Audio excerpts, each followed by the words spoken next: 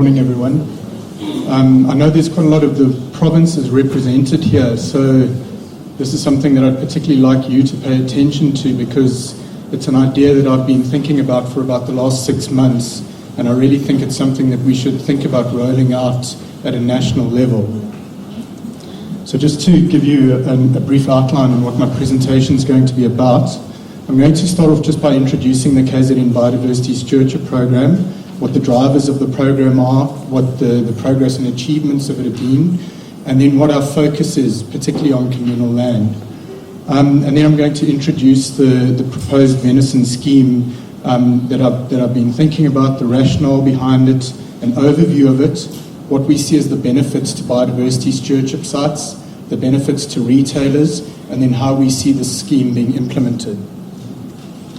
Okay, so just in terms of the drivers of the Biodiversity Stewardship Program in KZN, and I don't think it's really been brought up in any of the presentations that we've seen so far, but really biodiversity stewardship is a protected area expansion program. And it's driven by the fact that we are facing so much pressure on our biodiversity in every province, but in KZN's case, there's been a dramatic decline in the amount of natural habitat that remains in the province and huge pressure through land transformation. Furthermore, about half of our biodiversity exists outside of our state protected areas. So the state protected area system that we have is inadequate for representing the biodiversity and the ecological processes that we have in the province. This is not a KZN phenomenon only, this is a fairly common phenomenon across all of the provinces. And so the program is driven through the National Protected Area Expansion Strategy that has set targets for protected area expansion in each of the provinces. And in KZN, we've got a 20-year target looking at 2028 of adding an additional 842,000 hectares of land into our protected areas estate. And that's a huge amount of land when you think about it, and you think about the possibility of going out and trying to purchase and then manage that land. And that's simply why biodiversity stewardship is such an attractive model.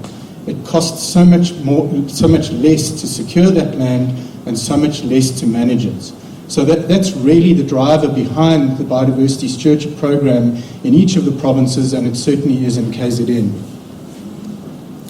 Okay, so just looking at some of the achievements of the program, to date we've secured 14 nature reserves, 5 protected environments. We've secured roughly about 65,000 hectares of land, and we're in the very final stages of securing another 15 nature reserves and 1 protected environment, which makes up about 42,000 hectares of land.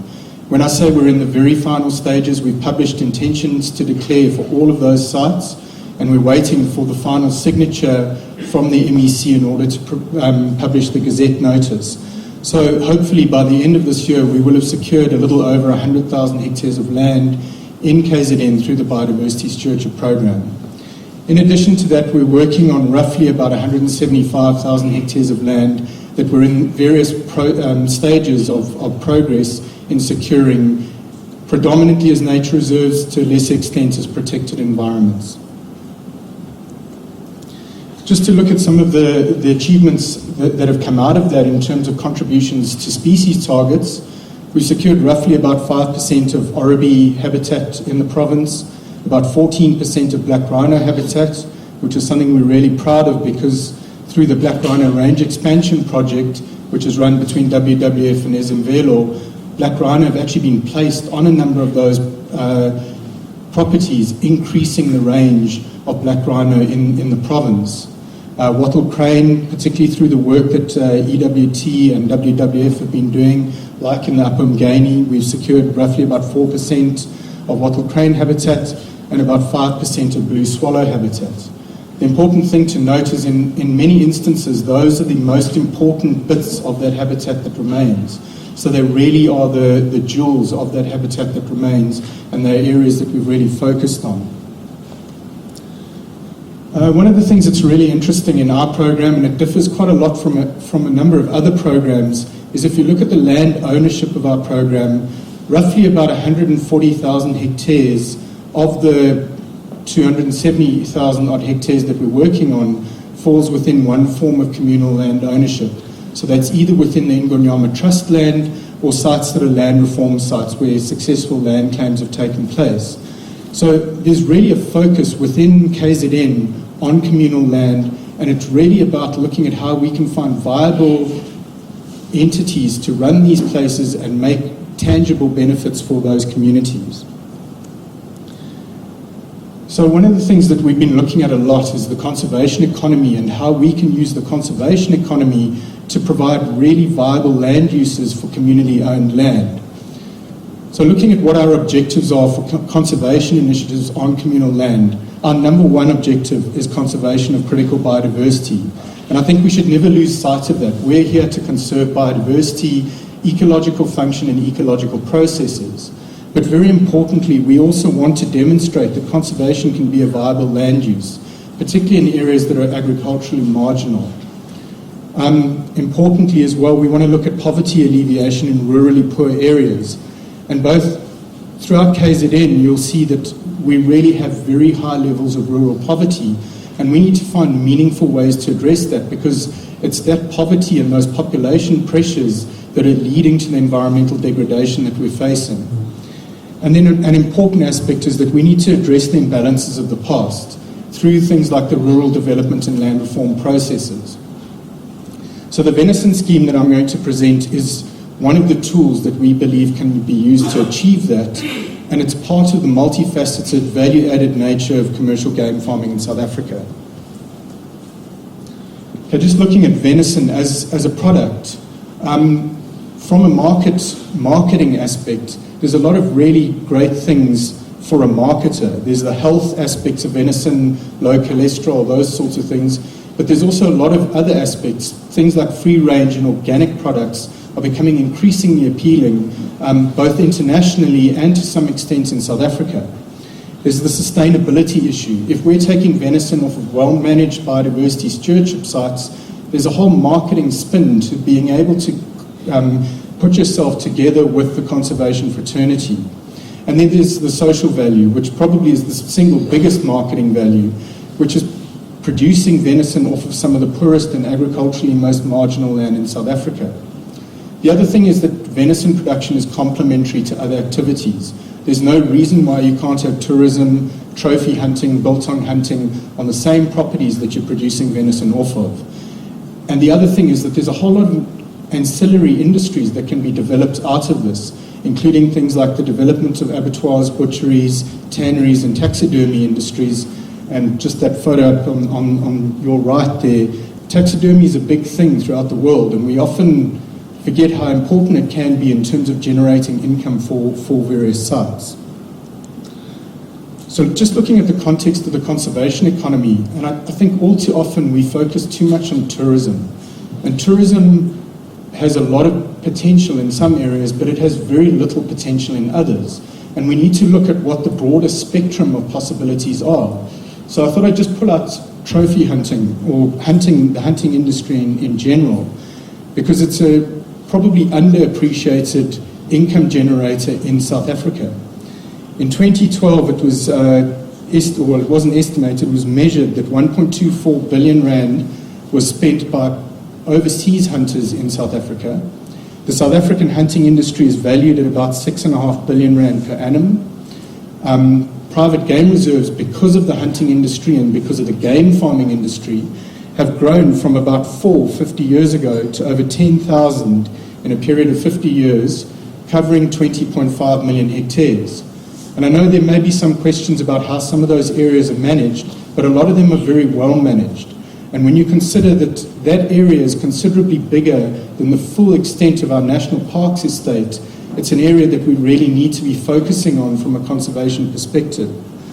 The average hunter, international hunter, spends about $8,000 on game and more than $17,000 on the full experience of coming for a hunt in South Africa.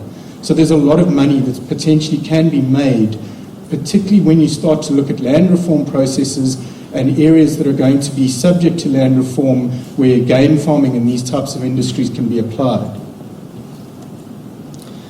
Then looking at the market for venison, very fortunately, ABSA conducted a study called the Agricultural Outlook in 2012, And they showed that the world demand for venison was roughly about 100,000 tons, and the supply is about 40,000 tons.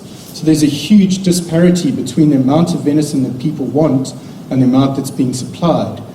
And importantly, South Africa exports less than 2,000 tons per annum of venison into the international market.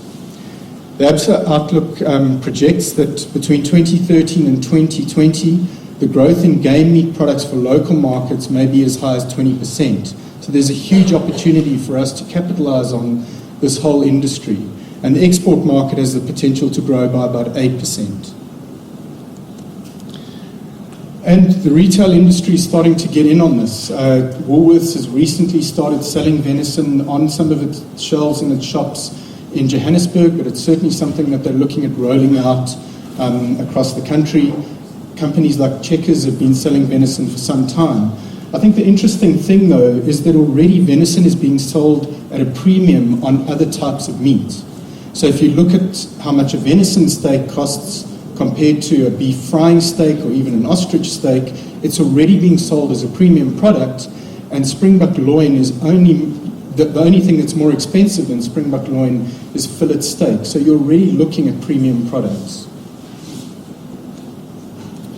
Okay, so in terms of the concept that we're looking at in terms of creating a venison brand under the umbrella of the Biodiversity Stewardship Program, is that we want to create a trademark brand, and that brand needs to be held within the conservation fraternity. It makes no sense that we would create a brand and give it to one of the retail companies. It needs to be held by us so that we can control that brand. And what we're thinking of is a little bit like the Biodiversity and Wine Initiative. That's been a really good way of branding the biodiversity value of the fynbos in South Africa's wine industry. And so we're looking at something similar to that with the venison concept. And there is the potential for certification, but what we're looking at initially is just creating a trademark brand with a clear standard for what you would need to do to qualify to hold that brand. And in order to qualify to receive the brand, the first thing is you must be a protected area proclaimed in terms of the Protected Areas Act. We want to make this something that happens under the umbrella of the Biodiversity Stewardship Program. And then you must adhere to the standards set in order to receive the ban. So we started to develop a draft standard, and the sorts of things that you would have to comply with in order to meet the standard is you would have to have a protected area management plan. So you can't just be a proclaimed nature reserve or protected environment and not have a management plan. And that is an issue in a number of parts of the country where you've got private nature reserves that do not have management plans, so they're not in compliance with the Protected Areas Act. You would have to have an annual plan of operation. You could not have extralimital or hybrid species, which we're seeing as a big issue in a number of the stewardship sites that we're dealing with. You'd have to adhere to ecological management principles, things like control of invasive alien plants, use of fire, those types of things. And then you'd have to be conducting ecologically based game management. So your offtakes and population management would be managed ecologically. They wouldn't be managed solely around production. Okay, so in terms of the benefits that we see of this, and these particularly apply to community-owned biodiversity stewardship sites, but we're not saying it's only for community-owned stewardship sites. The first is the access to the conservation economy. There's a huge gap for the community-owned sites that we really would like to see capitalized on. There's the additional income stream to those sites through value-added premium products, and we would hope that if it's a branded product, it would be even more of a premium product. There's certainty of the market. The reason that venison hasn't succeeded all that well in South Africa is because of the lack of critical mass that retailers are able to get. And if this happens under the umbrella of stewardship programs, we can achieve that critical mass. There's the ability to leverage capital. This is a big issue with land reform sites, that they cannot leverage capital to do the sorts of things that they need in terms of game fencing, purchase of game, development of the infrastructure required to make this work. There's employment and skills development and business development. And then in terms of the Biodiversity Stewardship Program, obviously we would continue to provide support, assistance and technical expertise. We would help with the protected area planning and management. We would help as we could with business planning and project development, assistance in sourcing capital finance, and I'll give an example of how Wildlands Conservation Trust have done that successfully in a minute. And then there'd be the oversight and audit functions. The benefits to the retailer, I've already spoken about the marketing, the health benefits. Companies like Woolworths are very quickly moving towards concepts of fair trade, and that's becoming a big issue internationally as well. The ability to partner with biodiversity conservation, and then driving rural development in these impoverished areas. And then, as I mentioned, that consistency of supply, the critical mass, and the partners like ourselves that can ensure that standards are adhered to and oversight is implemented. So just as an example of securing finance, Wildlands Conservation Trust successfully secured 22 million rand for 2 of our biodiversity stewardship sites to do exactly this. Put up fences, buy game, set these places up as commercial game farming ventures. So we've already got an example of how this can work and how we can implement it on a broader scale. The other point is that the Department of Environmental Affairs has recently developed the wildlife economy, and those bullet points are taken exactly from the wording of what they're trying to achieve in the wildlife economy. They're looking at developing game ranching and breeding infrastructure, purchase of game, support for organic certification, abattoirs, taxidermy. So this is already in the thinking at a national level, and there's a whole pot of money sitting there waiting to be spent on these things, and it really makes sense that it happens under the umbrella of biodiversity stewardship. Okay, so how we would like to see this applied. We've got 2 reserves with abattoirs, Nambiti and Zulu Waters, that are already processing game, and they're already meeting all of the veterinary standards that are required. We've got the 2 reserves that Wildlands Conservation Trusts have got funding for, and we've got over 150,000 hectares of land in KZN that would be suitable for game farming. And a good example of that is the Babanango site. It's a 13,000 hectare site with 150 families as the beneficiaries of that land claim. There's 9,000 hectares on the other side of the Mfolozi River, giving us potentially a 19,000 hectare reserve that has the potential to be a whole new reserve in its own right that could be producing these sorts of things.